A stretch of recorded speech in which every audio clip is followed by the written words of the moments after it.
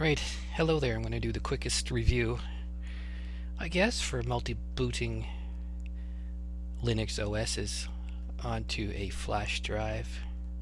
Boy, there's a lot of bad combinations out there and some weird info, things that don't work. Alright, did a quick rundown here of what happens to your flash drive once you use these programs. So if you use Etcher, it'll create a UDF format and it wipes the entire stick, so it's very destructive.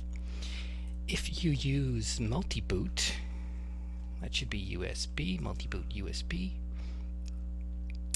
which I think my version is 1.92, and it does a great job. I'd really suggest that you partition your flash drive first. Put a FAT32 partition on the front end of the flash drive, say 20 gigabytes, but if you have a smaller stick, use a much smaller size. Leave something like 8 gig for the multi-boot. You can put a couple of distros in there, and your second partition should be ext4, and Multiboot will use that. Anyway, I'll talk about it, I guess, a little bit later. Okay, if you use Puppy Linux, it uses the ISO formats. You can't write to that stick anymore, and you can't resize it. Sardu GUI, it's a very interesting program. It allows you to download distros, but I found the version here, 2021 3.4.3, is very slow, and it'll hang up now and again on my MX, which I'm on now, MX Linux. Unetbootin, this is very reliable. You don't want to use it for downloading files because it's usually obsolete list in there, but it'll install to ext4 partitions. Again, you want to put a FAT partition on the first of your flash drive, just in case you put the flash drive into a Windows machine. It won't want to reformat it, so that's good. If you want to install Ubuntu 18, you will use 6.8.3. I haven't tried it with version 7.0.0.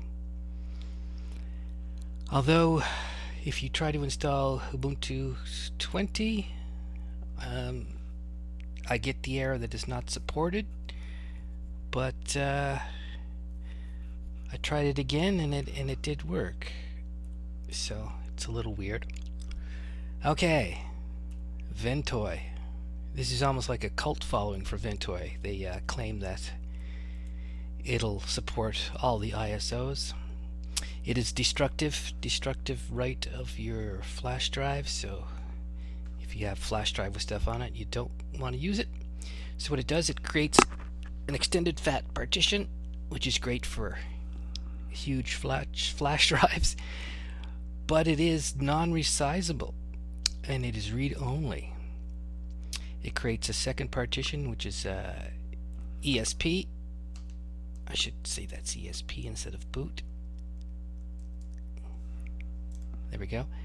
The major flaw with that is that you can't write to that read-only partition, and you can't put your persistent data file on there.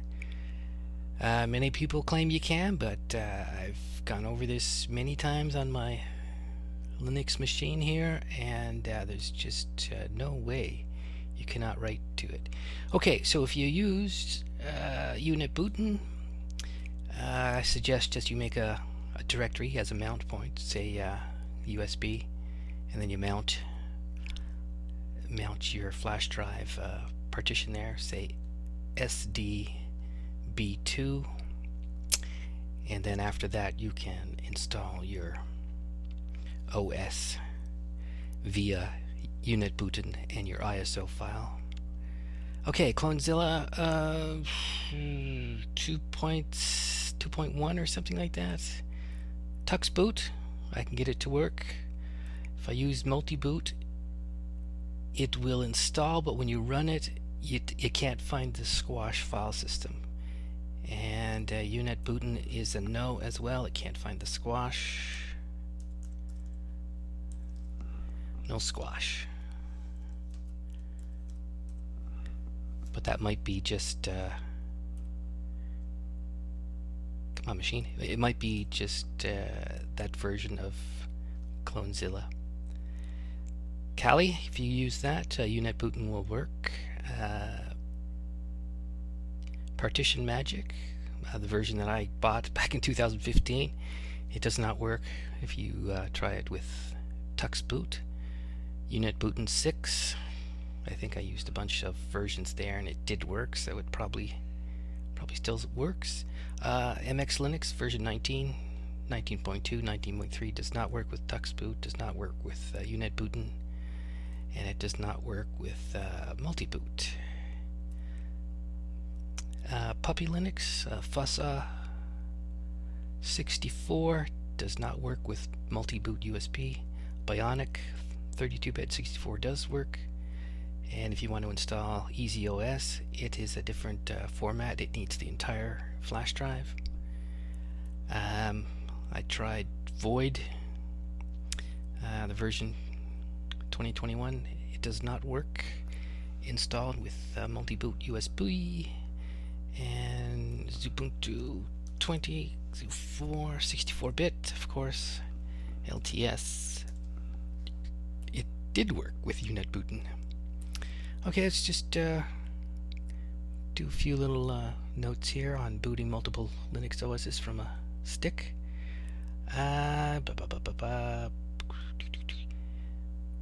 Again, if you're using a Multiboot USB, create your fat 32 partition on the front of the disk, and you can use that as storage space for your persistent files. And if you're using Ghost or cloning partitions, that's a good place to put it. So keep that partition nice and big. You can put movies on there, music, and all that sort of stuff if you want. And if you accidentally put it in a Windows machine or give it to somebody, Windows won't try to reformat. Manual multi-boot method. So create a bunch of partitions on your USB stick, then use unetbootin, and for each ISO that you want to install onto your flash drive, put them in individual partitions, and the last partition that you use will have its boot flag set, so only that install will be available when you boot up the disk. So if you want a previous install or a previous partition in there, you'll need to run gparted and set the boot flag to on. Anyway, hope this helps. Hopa this helps. Anyway, unscripted as you can tell, and just a few things I run into. It can be a pain in the ass, that's for sure. Anyway, if you really want the great recovery tool, Parted Magic is excellent. I can't remember what happened with Slacks, if unetbootin would work with it, but it's a very slim distro, and it's just perfect for browser and Wi-Fi. Nice and slim. Definitely not as slim as Puppy or anything like that, but definitely worth the while. Anyway, best of luck, and bye for now.